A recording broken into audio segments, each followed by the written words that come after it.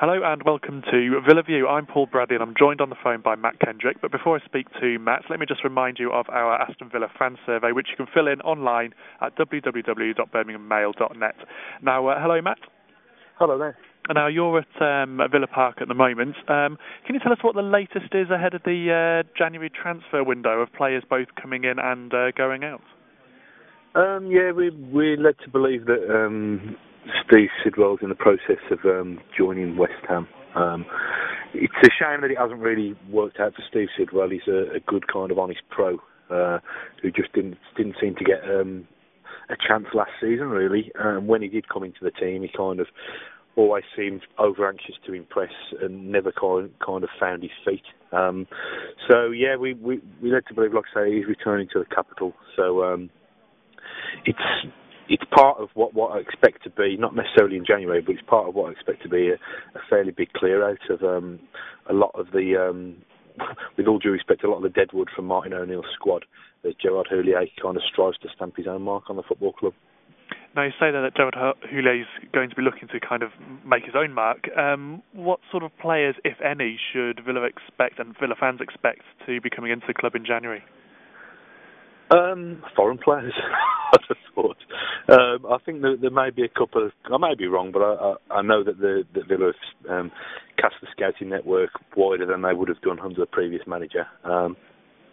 With the new chief scout, Jeff Viteri, and his people are looking at games all over the place at the moment.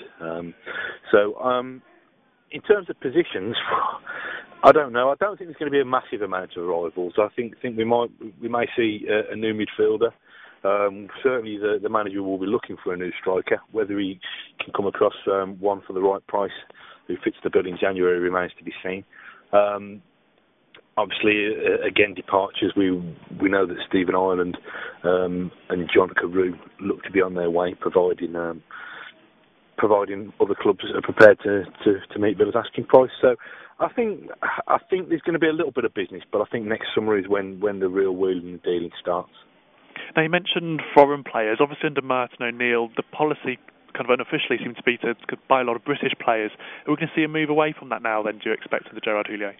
I think so, yeah. I mean, I know the football club are in the process of putting in a system where they've got a kind of major presence in terms of scouts in all the continents, so the whole of world football's covered. Martin O'Neill did favour British players, and to be fair to Martin, those players served him well. They got Villa from 16th in the league to 6th and knocking on the door for the Champions League and a couple of domestic trophies. So I don't think his policy of buying British should be completely kind of sneered at. But I think obviously Houllier does have better connections across the continent, and I think he's keener to try and kind of unearth a few polished gems from around the world, rather than paying hefty transfer fees and hefty wages for established players. So if you can you kind of set Aston Villa fans' expectations? A couple of weeks now till January transfer window opens, it's probably less than that. What should Villa fans be? Where should they lay their expectations? In terms of new faces? Yeah. I think much could still hinge on whether the people I've mentioned, the likes of John Carew, Sidwell, and Stephen Ireland are definitely out the door. I mean, you may recall that during the summer, one of the problems that led to Martin O'Neill's departure was this kind of astronomical wage bill. Now, Villa definitely do have transfer funds. They do have the money for fees, but I know that they're reluctant to overcommit themselves to the kind of day in, day out, week in, week out spending that would come with massive major signings again. So I think if Villa are to make the purchases that they need, I think that you could see it could be dependent again on them kind of freeing up space on the wage bill. Okay.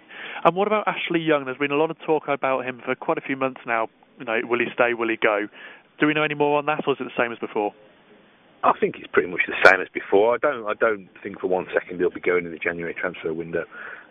He'll certainly be here. He'll certainly see this season out. I'm pretty convinced of that. Then it's up to Ashley, I suppose, whether he thinks the club can match his ambitions, and the club whether they think Ashley Young is worthy of the pay hike that that he's demanding. Now, the fact that Villa have talked about offering him improved terms shows a willingness from their side. That Ashley Young's put it on hold until the summer. I don't think we should read too much into that. I just think he's a young lad. He's obviously much coveted by other football clubs, and he's probably within his rights to see, you know what I mean, to see where he's at and where the football club are at next summer. Okay, and lastly, Matt, you've done a piece on today on the back page of the Birmingham Mail saying that Randy Lerner still does care about Aston Villa and he's still very ambitious. What was the feelings that you got from doing that piece and speaking to Paul Faulkner? Just pretty much what was said in the piece, really. In fairness to the Villa fans, Randy Lerner hasn't come in for a massive amount of flack, certainly on match days anyway. There's obviously plenty of message board critics who want somebody to blame. But I think Villa just wanted to get the message out there that things haven't changed. I mean, I think Paul Faulkner, some of his quotes kind of said that Villa were the second biggest spenders of the last 4 years, behind only Manchester City, which shows the financial commitment that he's made during his time here. And it also hints that perhaps a fresh round of spending is coming again. I know that Randy Lerner's been at the Bodymore Heath training ground today. We're led to believe that's for kind of a meeting with Gerard Houllier to map out the kind of transfer budget and look at potential targets and things like that. I don't think it's a kind of big one-off summit. I know that they do meet regularly and they do converse regularly on the phone, so I wouldn't read too much into it. But it shows that as January and a brand new year ticks closer, that Villa are putting things in place to try and add strength to a squad that everybody knows needs strengthening. Okay, Mat Kendrick, thanks very much for joining us today on Villa View, and thanks everybody for listening in again today. We'll be back again next week with more Villa View.